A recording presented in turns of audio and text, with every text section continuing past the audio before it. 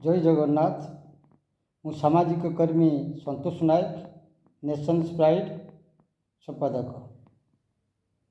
ଆଜି ଓଡ଼ିଶାବାସୀଙ୍କୁ ମୋର ଅନୁରୋଧ, ଯେଉଁମାନେ କିଟ୍ର ଅଚ୍ୟୁତ ସାମନ୍ତଙ୍କ ବିରୁଦ୍ଧ ଆଚରଣ କରୁଛନ୍ତି, ବୋଧହୁଏ ସେଇଟା ଠିକ୍ ନୁହଁ।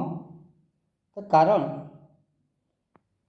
ଆପଣମାନେ ଭଲ ଭାବେ ଜାଣନ୍ତି, ଅଚ୍ୟୁତ ସାମନ୍ତ କହନ୍ତୁ ବା ତାଙ୍କ ଭଉଣୀ ଇତି ସାମନ୍ତ କହନ୍ତୁ, ସେମାନେ ଅନମ୍ୟାରେଡ୍, ସେମାନଙ୍କର ଆଗ ନାହିଁ କି ପଛ ନାହିଁ, ବା ଯାହା ବି ଯେଉଁ କିଟ୍କୁ ସେମାନେ ଯେଉଁ ସ୍ତରରେ ପହଞ୍ଚାଇଛନ୍ତି, ସେମାନେ ମଲାବେଳେ ନେଇକି ଯିବେ ନାହିଁ ବା ତାଙ୍କର ଉତ୍ତରାଧିକାରୀ କେହି ସେଠି ମାଲିକାନିଆ ଦେଖାଇଲା ଭଳି ବି ନାହାନ୍ତି।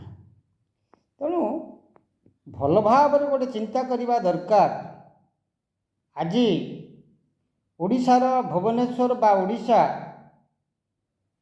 ଦେଶ ବିଦେଶରେ କିଟ୍ ପାଇଁ ଗୋଟେ ସ୍ୱତନ୍ତ୍ର ପରିଚୟ ସୃଷ୍ଟି ହୋଇଛି।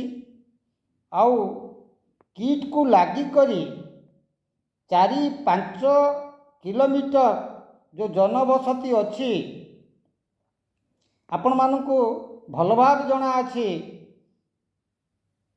ଭାରି ଦୁର୍ଦ୍ଦିନ ଅବସ୍ଥାରେ ସେ ଲୋକମାନେ ଦିନ କାଟୁଥିଲେ। ସେ କିଟ୍ଟି ହେଲା ପରେ ସେମାନଙ୍କର ଜମିବାଡ଼ି ଗୋଟେ ଭ୍ୟାଲୁଏସନ୍, ଯେଉଁ ଭ୍ୟାଲୁଏସନ୍ ବର୍ତ୍ତମାନ କିଣିବା କଷ୍ଟକର ସାଧାରଣ ଲୋକ, ଏବଂ ଯେଉଁ ଚାଳ ଘର ଗୁଡ଼ିକୁ ଦେଖିବାକୁ ମିଳୁଥିଲା, ଆଜି କେଉଁଭଳି ଘର ହେଇଛି ଏବଂ ସେମାନଙ୍କର ସ୍ଥିତି କ'ଣ ଆପଣ ଭଲ ଭାବେ ଦେଖୁଥିବେ। ତା ସହିତ କେତେ ଗରିବ ପିଲା ସେଠି ପାଠ ପଢ଼ିବାରେ ସୁଯୋଗ ପାଉଛନ୍ତି, ତାହା ମଧ୍ୟ ଆପଣମାନେ ଜାଣିଥିବେ। ତା ସହିତ ସେଠି କେତେ ଲୋକ ଯେ ଦାନା ମୁଠେ ସଂଗ୍ରହ କରୁଛନ୍ତି, ତାହା ମଧ୍ୟ ଆପଣମାନେ ଜାଣିଛନ୍ତି।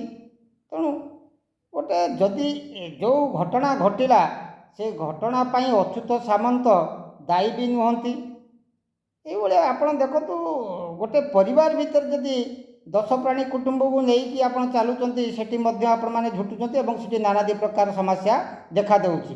ଇଏ ତ ବିରାଟ ବଡ଼ ସଂସ୍ଥା, ସେଠି ତାଙ୍କର ବ୍ୟକ୍ତିଗତ କ'ଣ ହେଲା ତାକୁ ନେଇକରି ଏତେ ବଡ଼ ଯାତ୍ରା କରିବା, ଇସ୍ୟୁ କରିବା, ଏଗୁଡ଼ା ନିନ୍ଦନୀୟ। ଏଗୁଡ଼ା ନିଜ ମୁହଁକୁ ନିଜେ ଛେପ ପକାଇବା କଥା, ଏଗୁଡ଼ା ଲଜ୍ଜାଜନକ କଥା।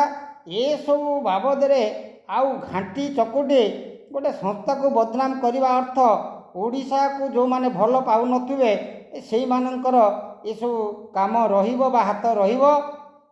ଏତିକି କହି ମୋ ବକ୍ତୃତ୍ୱ ମୁଁ ଶେଷ କରୁଛି। ଆଶା କରୁଛି ଗୋଟେ ସଂସ୍ଥା, ଓଡ଼ିଶାର ଯେଉଁ ସଂସ୍ଥା ଗର୍ବ, ତେଣୁ ଏଟାକୁ ଧୂଳିସାତ କରନ୍ତୁନି। ନିଜ ମାଟିକି, ନିଜ ମାଆକୁ, ନିଜ ରାଜ୍ୟକୁ ଅପମାନିତ, ନିନ୍ଦନୀୟ କରନ୍ତୁନି ନିଜ ନିଜ ସ୍ୱାର୍ଥ ପାଇଁ।